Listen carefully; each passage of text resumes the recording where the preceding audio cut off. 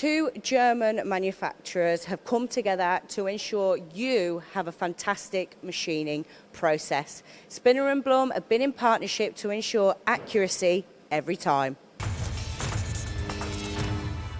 Hi, I'm Dan Hayes. We're at Whitehouse Machine Tools. So this is a Spinner U1530, so it's one of our 5-axis machines, and it can do various different configurations. The machine with the ATC on this, it doesn't actually grow in footprint. So at the moment on this configuration we've got 54, but we can go up to a maximum of 122, but the footprint doesn't actually grow. It only grows a little bit up in the Z height. Small footprint due to the actual travelling column, and we can have 3-axis, we can have a 4th-axis or a 5-axis machine. So with this actual configuration, what we can do is we can rotate as well the B-axis and then potentially have a tailstock on the left-hand side and then do shaft work, some, say, pockets on a shaft essentially. So you don't actually have to use it as just a 5-axis or just a 3-axis. It gives you that versatility. What's clever about the U500 is the bed. So it's got a removable ring on that. If you remove the taper dowels and the cap heads, you can actually reduce the bed size to allow for smaller fixtures and a better accessibility on the parts. Various spindle options, what you can do, you can have, say, a 12K range, which gives you a bit of versatility on torque and high speed, or you can have a 20K spindle. Again, torque's very good low down, but it's obviously suitable for smaller tools, say the mould and die industry, and a 3-axis work, and then you're doing all the finishing, pencil tracing on what you'd find on a die tool. So the machine's configuration, all the mass is very low down. Again, you can have, obviously, we've got the 5-axis here, we've got the 3-axis bed on here.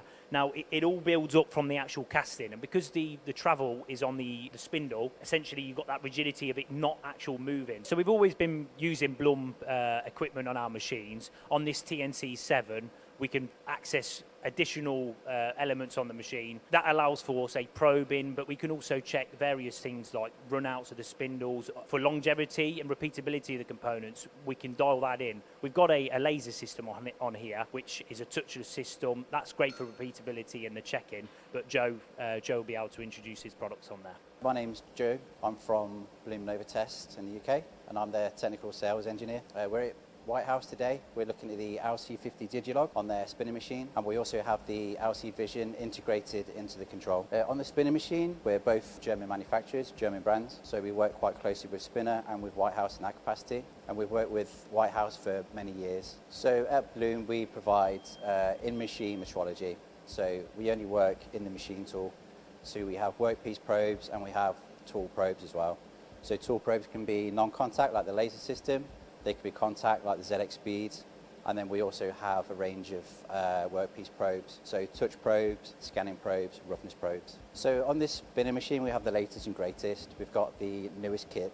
It's the LC50 Digilog, which has the digital function, which the traditional lasers would have, but we also have the function for analog signal. That allows us to get thousands of measurement points per second, which gives us a greater measurement of the tool. We also have our software, which is LC Vision. So it's nice having that functionality, but we need to display it somehow, and we need to give people that data, and that's where the LC Vision comes into play. Now, with this new analog function, we can give you the length, we can give you the radius. We can now measure every single flute or cutting insert on that tool. We can measure runout, we can measure thermal drift. We can now even monitor the spindle. So for your maintenance engineers, we can do really fast, quick checks of the spindle. We can do radial axial runout. We can do vibration analysis. We can do thermal measurement on the machine. So it's a real fast, quick, easy way to do checks on the machine tool. And it's all built into the machine. So it's as easy as programming a cycle, push the start button, and you've got a lot of data. Every time you take a measurement on the laser now with the LC Vision, it's logged. So length and radius, the wear measurements, everything is logged. So you can trend that tool over time and as you're machining. So there's no longer that need to guess on your tool life. There's no need to say, okay, well, I'm going to get X amount of parts out of this tool. We give you that data. We can tell you how much it's going to, how long it's going to last. But we can also tell you how it's wearing. Because we've got that visualization, we can show you how that tool is wearing as well. All of that data is exportable as well. So it's not stuck on the machine control. You can export it off and then you can go through it and do what you need to with that data. With the new system and with the new software, we can measure a greater range of tools. So we can do taper tools, barrel tools, but we can also do form tools. So if you've got a fir tree cutter or you've got a form tool, we can actually bring that DXF file in. We can actually do a scanning strategy based around that tool. So it gives you a greater scope for measuring a wider variety of tools. So LC Vision is great. It's the visualization of your tool. So we can actually scan that tool and give you that form of that tool. So anywhere is actually visible. And we can do this thing now, which is like a best fit for your bore nose cutters. So if you're doing a lot of 5-axis work, you're not always machining on the in the Z-axis. You may have that tilted over.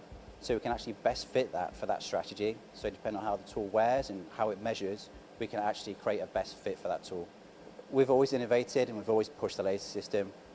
We brought out, we called it new technology, which is where we were driving the tool into the beam and pulling it out for a measurement, which got rid of a lot of issues around coolant and swarf flying around.